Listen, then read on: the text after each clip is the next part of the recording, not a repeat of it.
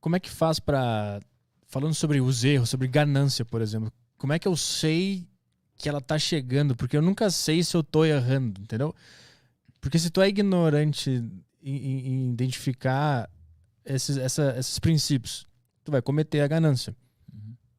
Como é que eu faço pra eu identificar que eu tô cometendo a ganância se eu sou ignorante em relação à ganância? Eu tenho que me fuder? Ou eu tenho que ver a experiência de outra pessoa? Certo.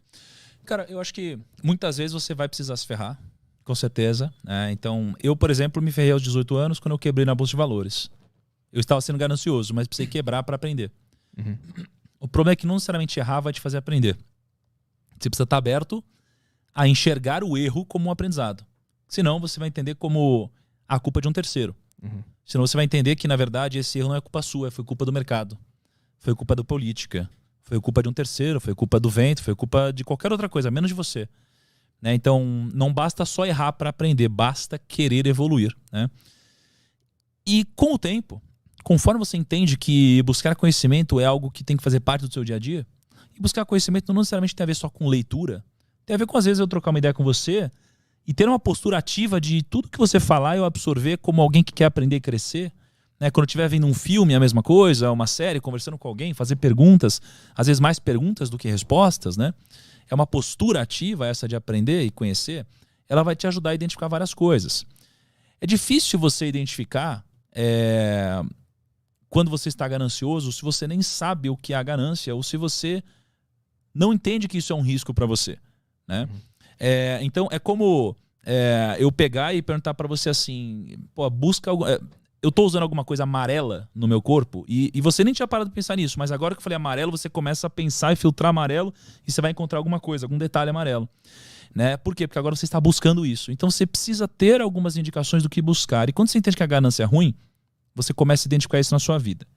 Como você identifica a ganância? Como você sabe que você está ganancioso? Né?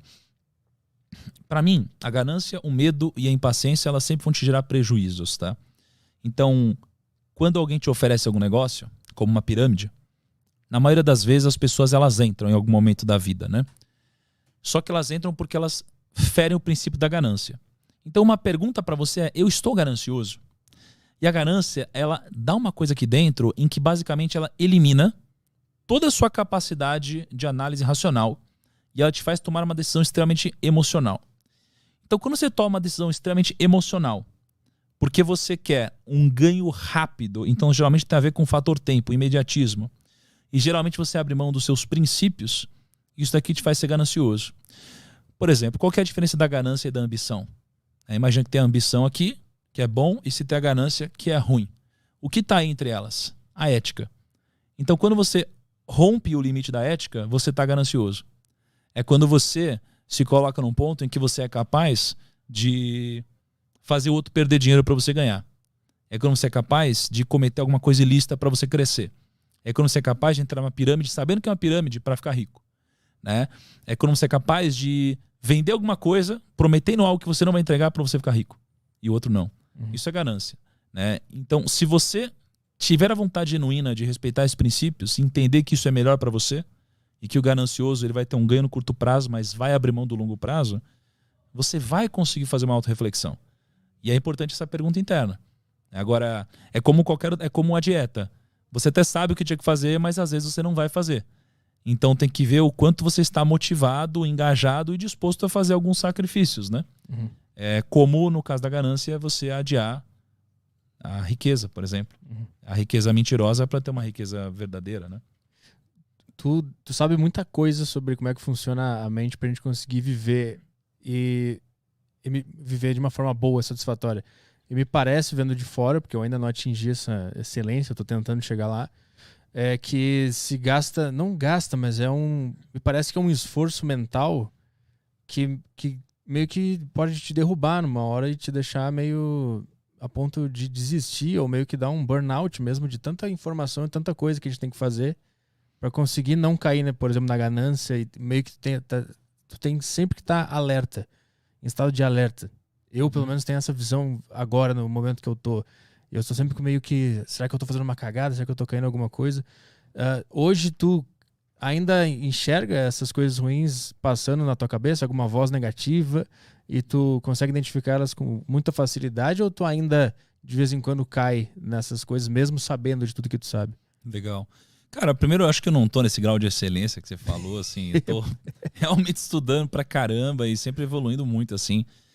Até porque eu acho que quando você entende que você chegou num grau de excelência, puta, alguma coisa vai acontecer, cara. É aquele momento que talvez você tenha virado tolo. Ou seja, você virou arrogante. Porque é difícil, cara.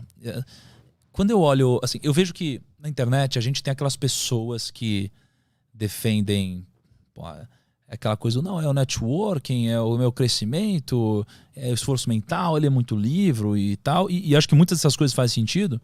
Mas as pessoas que muitas vezes começam a crescer e começam a mostrar muitos carros, helicópteros, aviões, eu não sei o que lá. E nada contra também quem faz isso pelo motivo certo, mas a maioria das pessoas fazem pelo motivo errado, que é a ostentação. E essas pessoas não são as minhas fontes de inspiração de sucesso, né? As minhas fontes de inspiração de sucesso são pessoas como o Jorge Paulo Lemann, como o Guilherme Benchimol. Pessoas mais humildes. Por mais que elas tenham muito patrimônio, pessoas mais humildes, né? Então, como eu me inspiro nelas, né, eu tendo a me manter um pouco mais centrado e vejo que eles que são eles não se colocam no pedestal. Então, por que eu vou me colocar? Quando você... O Warren Buffett, ele diz que ele precisa estudar sempre e que o mercado muda sempre. Pô, por que eu vou me colocar?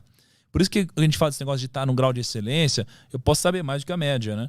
Mas eu com certeza não estou no grau de excelência. Mas eu sempre busco esse grau. Então, eu tendo sempre a estar mais próximo disso. Mas nunca estarei, né? Mas eu sempre persigo isso. Agora, quando você fala desse negócio de... Será que eu consigo controlar tão bem a minha mente assim? Será que eu consigo, de fato, controlar esses impulsos humanos tão bem assim? E a verdade é que eu controlo melhor do que a média, mas ainda assim isso me pega várias vezes, assim. É um exercício diário de humildade. Diário. Imagina assim, se coloca na minha situação. Eu tenho a minha liberdade financeira. Eu poderia nunca mais trabalhar na minha vida. Eu sou uma pessoa que sou parado na rua. Eu tenho mais de 15 milhões de pessoas que me assistem todos os meses nas minhas redes sociais. Muitas propostas incríveis de negócio chegam para mim. Então isso daqui é muito convidativo a você entender que você pode tudo. Isso é muito convidativo a te fazer achar que você é mais do que você é. E às vezes isso passa pela cabeça. O fato de você ter poder, o fato de você poder exercer poder. Então é um trabalho diário de imediatamente eu trazer isso de novo para minha realidade e colocar humildade dentro de tudo. Então não é fácil, porque isso vem sempre, mas eu também brigo com isso sempre. É uma briga diária. Isso nunca pode me vencer. Porque se isso me vencer, isso aqui vai ser talvez o primeiro passo para eu começar a trilhar um caminho de ruína. Não importa onde você está. Qualquer um, se ferir as regras do jogo, como a gente deu exemplo mais cedo, do Ronaldo, do Neymar, qualquer um que ferir as regras do jogo vai ficar para trás. Então não importa quem você é. São princípios da natureza aí que eles vão te pegar. Então você precisa ter um exercício diário de humildade e você precisa sempre se atentar a tudo isso. Agora, sobre esse negócio do burnout, vai ficando mais fácil você lidar com isso. Vai ficando mais fácil, né? Porque o que eu entendo? Eu estava lendo um livro de novo esses dias que eu gosto muito, do Napoleon Hill, que é o mais esperto que o diabo. Ele fala o seguinte, que basicamente ele entrevista o diabo, né? Uhum. E o diabo é uma grande metáfora sobre o lado negativo da sua mente, né? Ele diz que o diabo, ele basicamente, ele planta uma semente na sua cabeça no espaço não ocupado pela sua mente, né? Então, ele diz que se você fosse seguir as regras naturais das coisas, tudo geralmente tem um espaço e todo espaço deve ser ocupado por alguma coisa. Então, o que ele diz lá no livro é que você deve ocupar a sua cabeça com coisas boas. Porque quando você não ocupa a sua cabeça com coisas boas, automaticamente algo ruim preenche esse espaço. Então, como eu preencho a minha cabeça o tempo todo com essas coisas boas, com crescimento, com fé, com diligência, com sinergia, com todas essas coisas interessantes, isso aí começa a ficar mais leve na minha cabeça. Minha rotina começa a ser mais leve. Eu me divirto muito, eu gosto muito do que eu faço. No momento que você não coloca essas coisas na sua cabeça, você começa a dar espaço para muitas coisas negativas. E você começa a ter muito atrito toda hora. E quando você junta isso com a vida que a gente tem, e você faz algo que você não gosta, isso aqui vai ficando cada vez mais difícil. E aí você é rodeado de pessoas que você não gosta, cara, é péssimo. Aí você faz algo que não te dá prazer, pô, é pior ainda. Aí você faz algo que não te dá dinheiro, é pior ainda. Então eu acho que na minha vida eu consegui encontrar o que os japoneses chamam de Ikigai, né? Ikigai é quando você consegue encontrar um ponto em que o que você faz você gosta, o que você faz você ganha dinheiro, você é bem pago, o que você faz o mundo precisa e o que você faz a sua audiência ela gosta, os seus clientes precisam, eles pagam por isso, né? E então eu encontrei esse ponto aqui. Né? E como eu encontrei isso, na minha vida tudo fica muito mais fácil.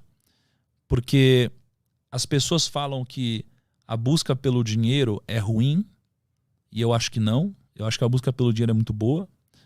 Não vejo problema em você ter o dinheiro como objetivo. O único ponto é, eu já fiz isso, e quando eu cheguei lá, eu descobri que não era só isso. Tem algo depois, tem algo além, mas é muito fácil falar depois que você chegou. Antes não é. Porque o pessoal pergunta, o dinheiro compra a felicidade? E eu acho que compra. Porque se você for na rua agora, ou quase todas as pessoas que você conhece, e perguntar qual é o seu sonho, todo mundo vai falar as mesmas coisas. Eu queria ter esse carro, eu queria ter a minha casa, eu queria que meus filhos tivessem educação, tivessem segurança, queria viajar, queria ter um PlayStation 5.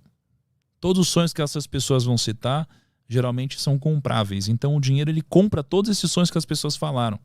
Só que depois que você comprar esses sonhos, as pessoas vão perceber que tem algo a mais.